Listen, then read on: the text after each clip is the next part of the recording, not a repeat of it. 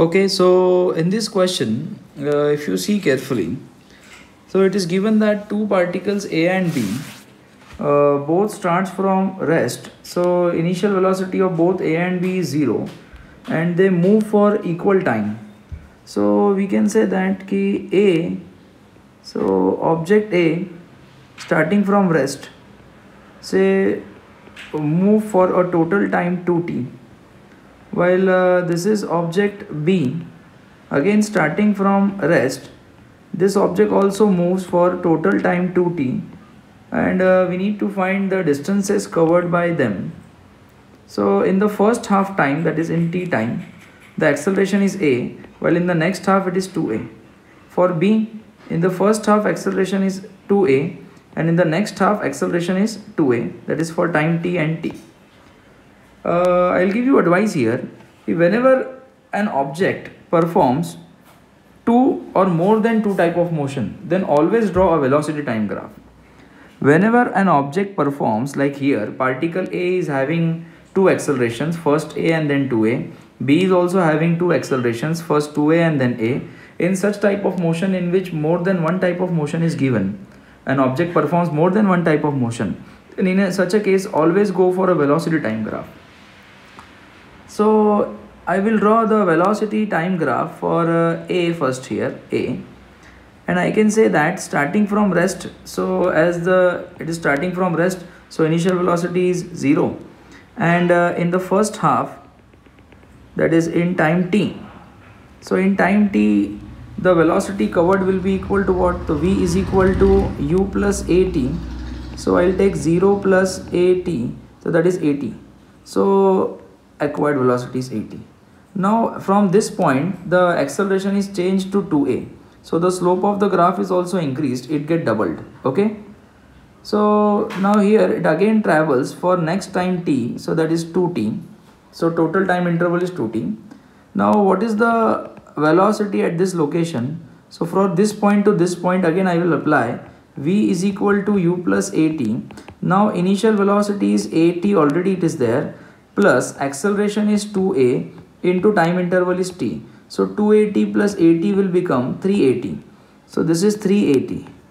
And now you can find the area under this graph, that is area of this triangle. If you find area of this triangle and area of this trapezium, you will get the distance traveled by A.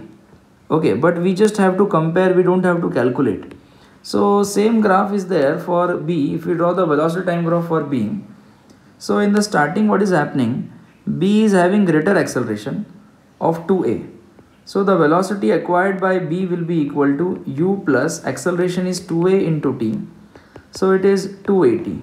So the area covered in first time t, the velocity acquired is 280. And from here the slope is decreased because acceleration becomes a. Now from here v is equal to, again I will write u plus at. So what is u here? So this is the starting point now. So it is 280 plus acceleration is a into t, so this becomes 380. Okay, so for this particular thing it is 380. Now again you can compare the area, so let's find the area. So distance is nothing but area of the graph.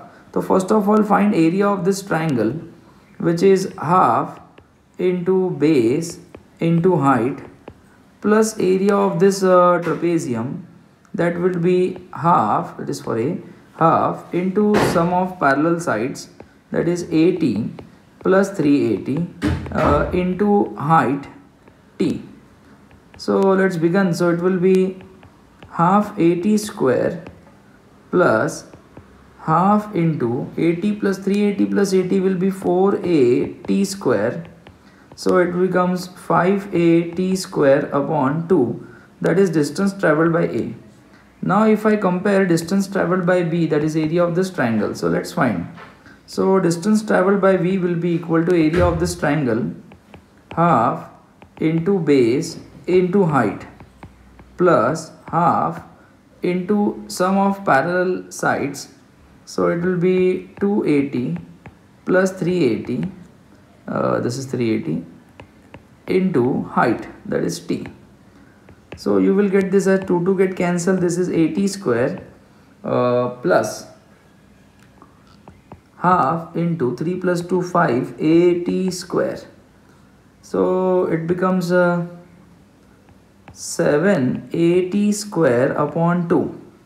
And you will see that after comparing, you can see B will travel greater distance than A, and this is our answer for this particular question, which is very twisted.